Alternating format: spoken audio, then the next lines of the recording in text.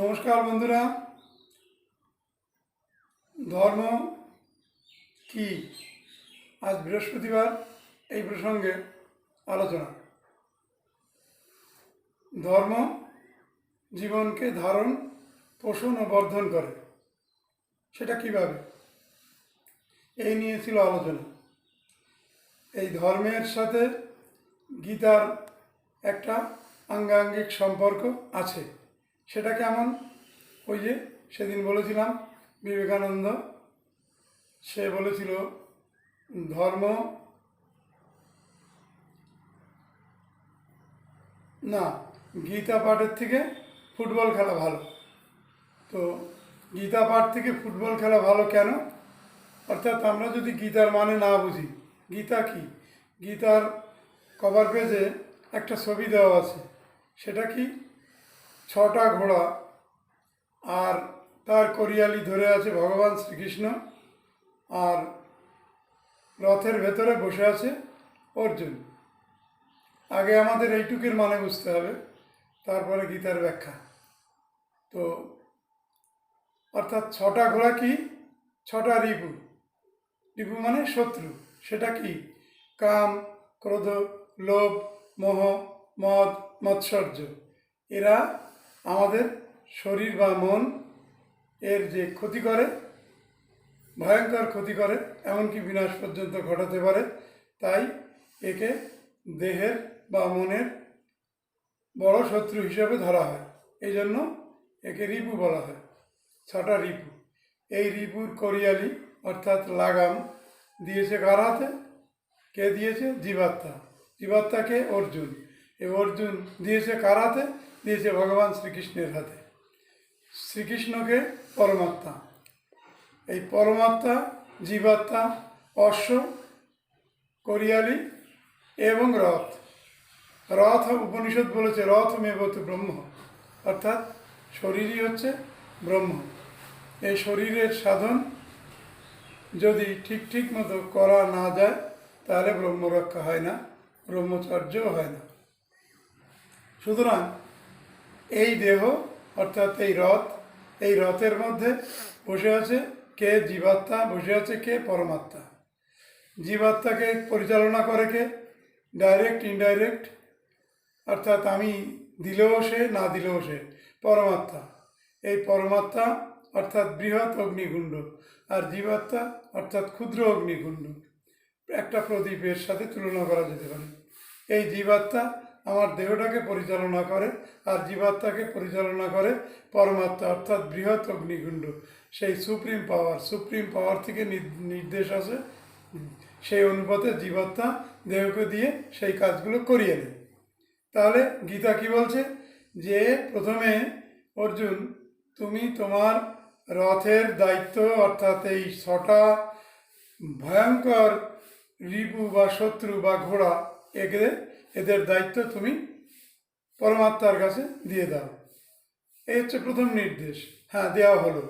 তো দ্বিতীয় কথা, গীতার প্রথম শ্লোকে বলা হয়েছে কি?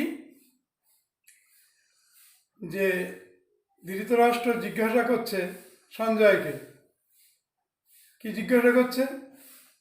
ধর্মক্ষেত্রে কুরুক্ষেত্রে সমবেতা যুজুৎসব মামুকা পাণ্ডবস্যৈব কিং কুর্বতে সঞ্জয়। সঞ্জয় হচ্ছে জ্ঞান, ধৃতরাষ্ট্রকে কানা, অন্ধমন। আর যুদ্ধ কোথায় হচ্ছে? কিসের যুদ্ধ? যুদ্ধ হচ্ছে কুরুক্ষেত্রের মাঠে। কুরু অর্থাৎ করা। এই শব্দটার, এই শ্লোকটার আগেই বলা হচ্ছে কি? ধর্মক্ষেত্র। কেন? অর্থাৎ যে ক্ষেত্রের মধ্যে, অর্থাৎ যে দেহের মধ্যে পরমাত্মা বিরাজ করে, সেই জন্য সেই দেহকেই একমাত্র ধর্মক্ষেত্র বলে আখ্যায়িত করা হয়েছে। আমাদের এই দেহটাকে সুষ্ঠুভাবে যদি আমরা ব্যবহার করতে শিখি, তাহলে আমরা দেখব যে এই দেহের মধ্যে 3টে ভাব আছে। একটা ভাব পরমাত্মিক ভাব, একটা ভাব আছে জীবাত্মিক ভাব, আর একটা ভাব আছে বিবেক, মন, যার সাথে দেহের সম্পর্ক। সুতরাং এই যে 3টে ভাগ, এই 3টে ভাগকে আমরা যদি ইউটিলাইজ করতে শিখি, ব্যবহার করতে শিখি, তাহলে আমাদের এই দেহটাকে মন দ্বারা, বিবেক দ্বারা সুন্দরভাবে পরিচালিত হতে পারে। অর্থাৎ এই দেহের বৃদ্ধি, এই দেহের স্থায়িত্ব, দীর্ঘকাল বেঁচে থাকার রসদ এই দেহে সমস্ত কিছু বর্তমান। এই জন্য দেহকে বলা হয়েছে যা আছে বিশ্ব ব্রহ্মাণ্ডে তাই আছে এই ভাণ্ডে। সুতরাং দেহটা কত একটা বড় ফ্যাক্টর, এটা আমরা গুরুত্ব দিই না দেহকে। কেন? ভোগবাদীরা ভাবে যে এই দেহ যে কয়দিন আছে আমরা সেই কয়দিন একে সুন্দরভাবে ব্যবহার করব বিভিন্ন ভোগবাদের মধ্য দিয়ে, আর ব্যবহার করলে আমরা যেটুকু শান্তি পাবো, তারপরে মাটির তলায় চলে যাব, আমাদের চির অন্ধকার ঘুমের দেশে গিয়ে ঘুমিয়ে থাকতে হবে। এই যে একটা স্থূল বাক্য, স্থূল কথা, এখানে গীতা কি সুন্দরভাবে বলেছে, জাতস্যই ধ্রুবং মৃত্যু, জাতস্যই ধ্রুব মৃত্যুর ধ্রুবং জন্ম মৃতস্য চ তস্মাৎ অপরিহার্যার্থে ন চ তশোচিত মর্হসি। অর্থাৎ যে জন্মগ্রহণ করবে তাকে অবশ্যই মরতে হবে, যে মরবে অবশ্যই তাকে জন্মাতে হবে। এই যে প্রতিটা শ্লোকে একটা কি সুন্দর তাৎপর্য। আসি ফিরে প্রথম শ্লোকে, তো কি হলো, সঞ্জয়ের কাছে জিজ্ঞাসা করছে ধৃতরাষ্ট্র কি, যে আমার এই যে ধর্মক্ষেত্র রূপ কুরুক্ষেত্রে কি ঘটনা ঘটছে, মামকা পাণ্ডবাশ্চৈব, আমার দল এবং পাণ্ডবের দল এরা কি করছে, কেমনভাবে আচরণ করছে, যুদ্ধের প্রস্তুতি কি ইত্যাদি সমস্ত কিছু বিস্তারিতভাবে আমাকে বলো। এবার যুদ্ধ কি? ধর্মযুদ্ধ। কার কার সাথে হচ্ছে? পাপ বা অধর্মের সাথে। কার?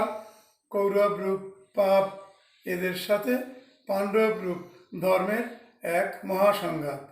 দেহের মধ্যে এইরূপ সংঘাত চলে কি, একদিকে আছে অন্ধকার, একদিকে আছে আলো, একদিকে আছে পাপ, একদিকে আছে পুণ্য, একদিকে আছে সত্তার বিকাশ, আর একদিকে আছে অধোগামিতা। সুতরাং আমরা কোন দিকে যাব, কি করব, কি করা উচিত, কি করলে মূল ধর্ম, মৌলিক ধর্ম। এখানে কিন্তু ঈশ্বরের কোনো ফ্যাক্টর নেই। এখানে কিন্তু আমার পূজা পাঠ করতে হবে, অমুক করতে হবে, তমুক করতে হবে, এসবের কোনো ব্যাপার নেই। ব্যাপার হচ্ছে এরকমই যে কবি বলেছেন, কবে আমি এমন হব আমায় দেখে বলবে তুমি আছো জীবন বল্লভ।